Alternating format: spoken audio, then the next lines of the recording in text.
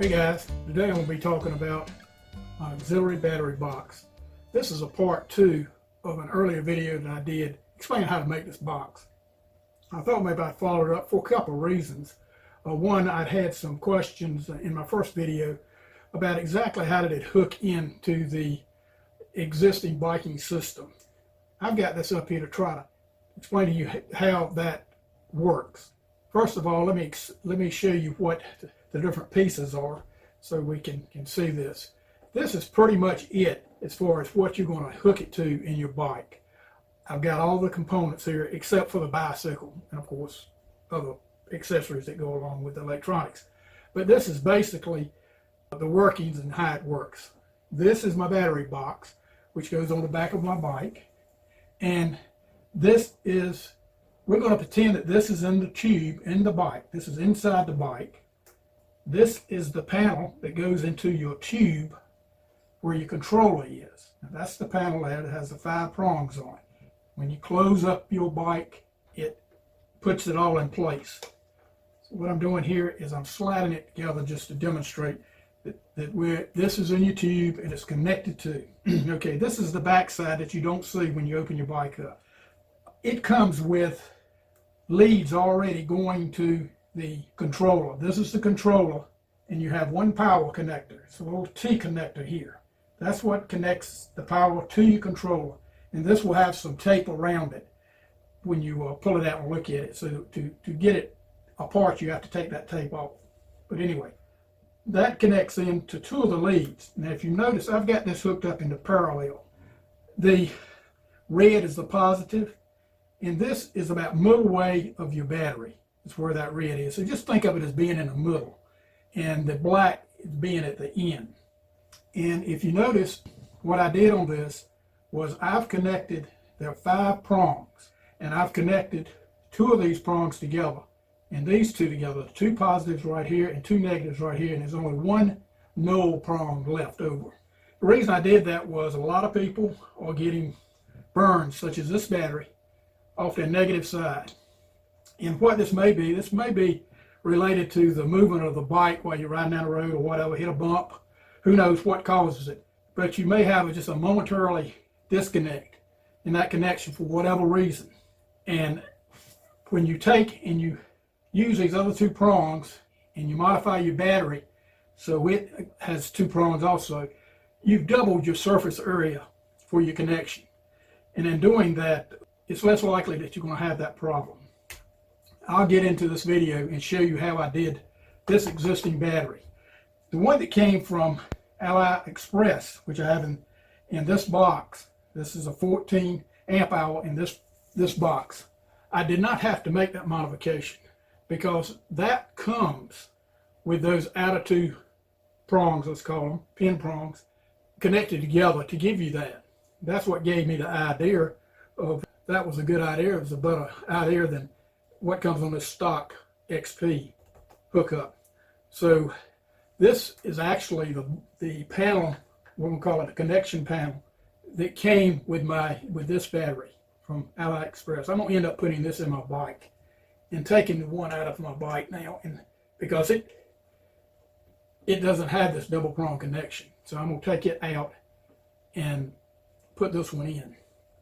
So how do you connect your power?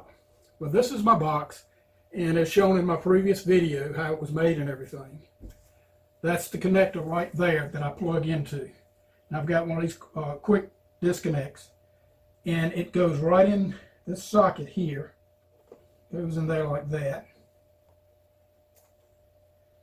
And so that's how it is on the bike. Now this wire leads by the seat tube into a hole in the tubing that houses the controller. So up under there's a hole. Well, this wire will run through that hole and it will connect in to this panel through these leads. And I've got a T-plug here also that plugs in. And once you plug in these and get everything set up, I'm going to take some shrink tubing and put on each one of these to seal it off and hold it together. So that's basically how it works. It's pretty straightforward. Just remember it's a parallel connection, and When you're doing this, just always make sure that your polarity is correct, because if your polarity is not correct and you get reverse polarity going into your controller, it will damage your controller. So you don't want that to happen. So I will show you in this, and I also showed you in my previous video ways to make sure that that doesn't happen. One of the main things to do is when you're doing all of this connecting work is to disconnect your controller, and then take a multimeter and check everything out to make sure everything is correct. That being said, I'll continue with the video. First, this is the battery connection plug panel that's attached to the XP's tube housing the control assembly. This particular one came with the 14 amp hour battery that I ordered from AliExpress. If you notice, the two outside plug blades at each end of the row of the 5 blades are connected together, and the middle plug blade is not connected to anything. 2 plug blades connect for the positive and 2 plug blades connect for the negative. However, XP's connection plug panel only has 1 plug blade at opposite ends connected, and the 3 middle plug blades are not connected to anything. I feel that by having only 1 plug blade for the positive and 1 plug blade for the negative per the XP's connection is to blame for the burnt connection at the negative plug socket to the battery. I will show how in this video to help prevent this from happening by connecting 2 plug blades to the positive and 2 plug blades to the negative, which will increase the battery to plug connection contact by 100%. Next, I will be using 14 gauge wiring to make my modifications. Red wire for positive and black wire for negative. For each connection, I will connect 2 positive wires, one 2-inch long and one 5-inch long, and 2 negative wires, one 2 inches long and one 5 inches long. I will be connecting these wires to the battery connection plug panel and 2 T-plugs. 1 T-plug for the controller and 1 T-plug to connect to the auxiliary wire harness. If you notice, the power to the controller is connected with a T-plug.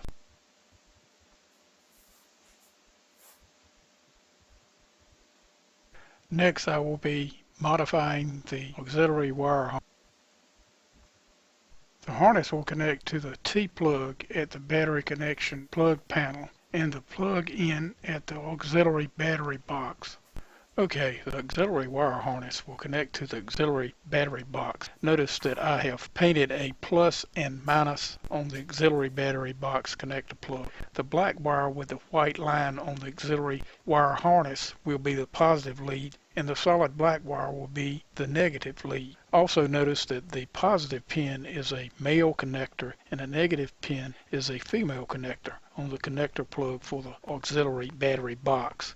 This in turn means that the positive pin is a female connector and the negative pin is a male connector on the connecting end of the auxiliary wire harness. It is very important to be aware of this so you will not cross wire between the auxiliary battery box and the battery connection plug panel at the control end. The stock wire harness comes with an inline fuse. This inline fuse will not be used for the auxiliary wire harness, but instead will be used inside the auxiliary battery box between the auxiliary battery box connector plug and the negative lead to the auxiliary battery. The stock wire harness will be modified for the auxiliary wire harness. This wire harness comes with 3 fuses. 2 20 amp and 1 25 amp. The 25 amp fuse will be used since the maximum output to the motor is 20 amps. In this video, I will also show how I will be modifying the stock XP battery to increase connectivity at the battery connection to the bike. I have already removed the lock assembly and the connection head from the battery.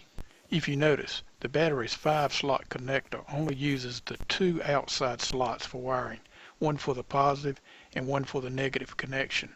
I will show how I connected the adjacent slots together, leaving only 1 slot unused. This will double the connectivity at the battery connection. Next, you need to cut 4 lengths of 14 gauge wiring, 2 lengths of red wiring for the positive leads and 2 lengths of black wiring for the negative leads. The 2 long leads should be about 6 inches in length, 1 red for positive and 1 black for negative. These 2 leads will connect to the controller. The 2 short leads should be about 2.5 inches in length, 1 red for positive and 1 black for negative. These 2 leads will connect to the auxiliary battery harness. The 2 red leads will connect to the inside/middle of the battery terminals of the battery connection plug panel, and the 2 black leads will connect to the outside terminal of the battery connection plug panel. The other end of each of the 4 leads will be soldered to the female T-plug connectors. Once all the leads are connected and soldered to the battery connection plug panel, they will look like this. Note that 4 of the power leads wires are connected to 4 out of the 5 plug blades on the battery connection plug panel.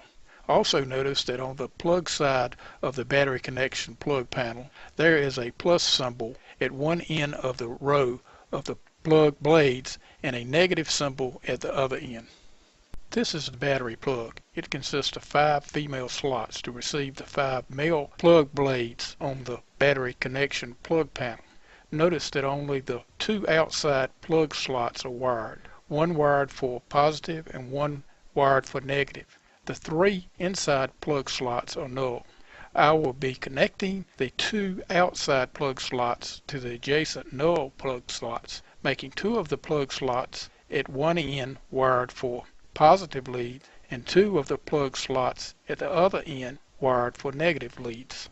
I have finished the rewiring of the battery connection plug. As you can see, I loop wires at both ends of the plug to connect the red positive leads to the 2 plug slots at one end of the plug and the black negative leads to the other end.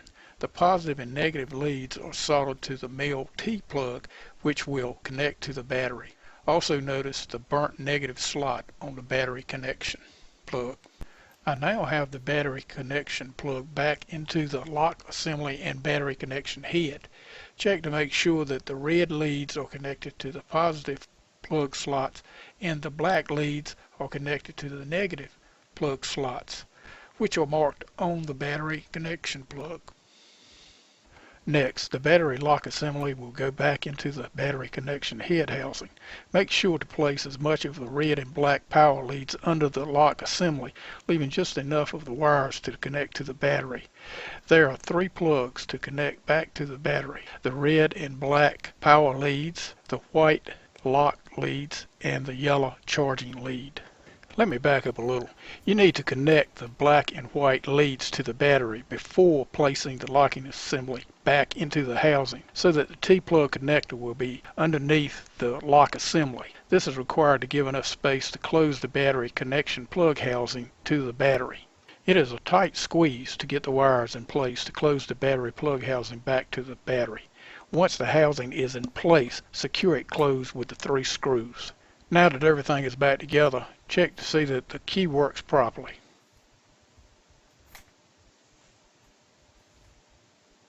Next, check the battery connection plug slots for power and the proper polarity.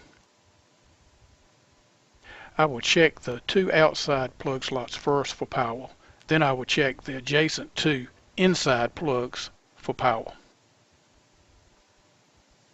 Remember, the middle inside plug is the only null plug slot now.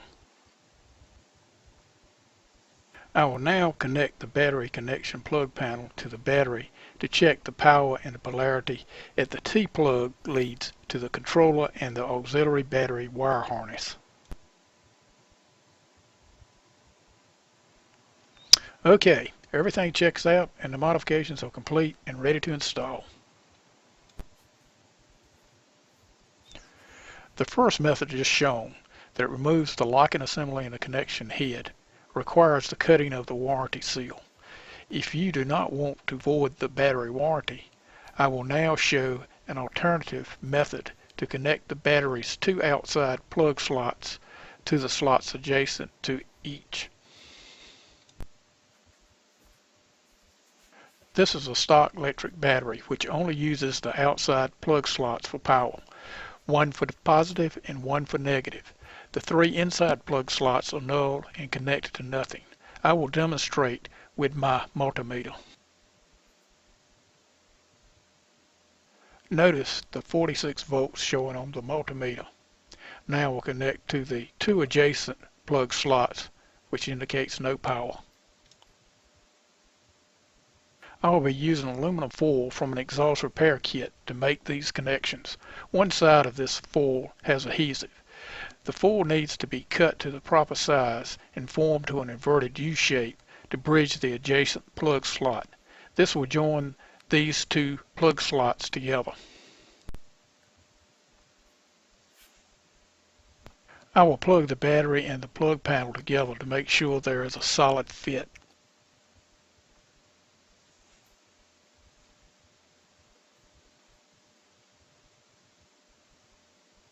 Note that the adhesive side of the foil will not provide continuity since the adhesive acts as an insulator.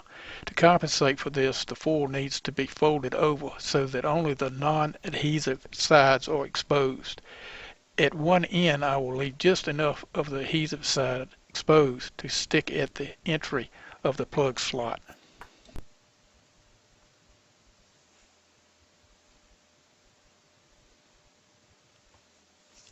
Leaving the adhesive backing on the foil to fold the foil back onto itself. Once this is done, remove the foil backing. Now with the adhesive exposed, fold the foil, leaving only a small section of the adhesive exposed.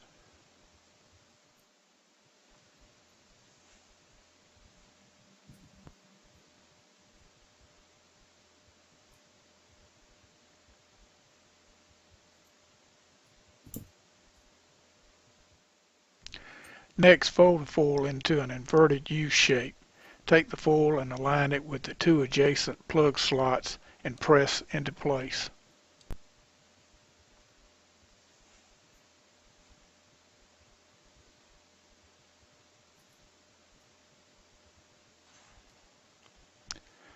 Once both of the foil bridge connectors are in place, plug the plug panel into the battery. Check that the plug panel and the battery have a closed and tight connection.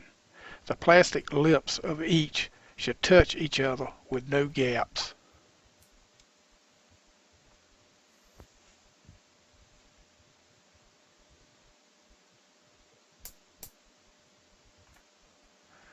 Check again to make sure that the plug panel leads have power and proper polarity. I've been out on several rides with this battery since it was charged, so the voltage is down to 46 volts.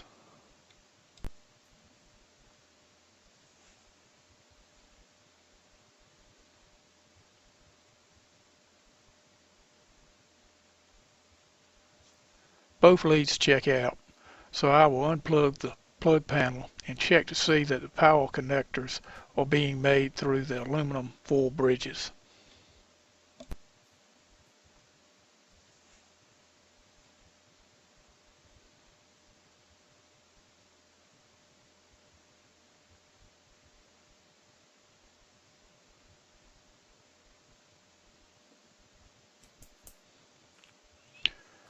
Both foil bridges check out okay. You should be able to pick up this aluminum foil exhaust repair kit at any local auto supply. You could also use other aluminum foil products such as aluminum tape. Just make sure the foil is exposed on at least one side and check it for an ohm reading to make sure there's continuity. Again, the adhesive side will not have continuity due to the adhesive acting as an insulator.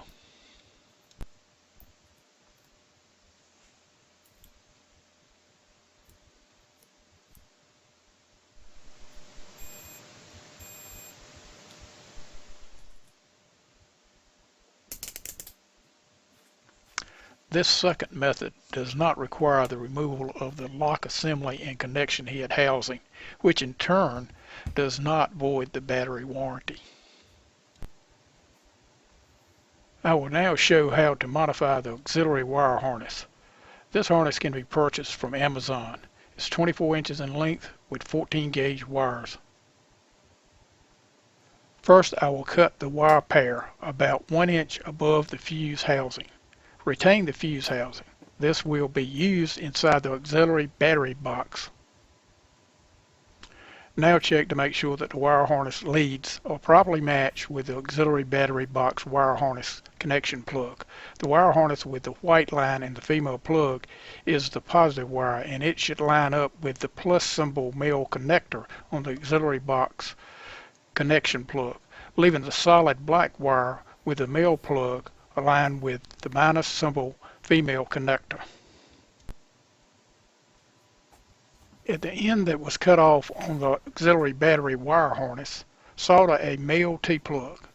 This T-plug will connect to the short female T-plug at the battery connection plug panel. The harness wire with the white line should align with the red wire on the plug panel. Check the power and the polarity to make sure that the auxiliary wire harness works properly.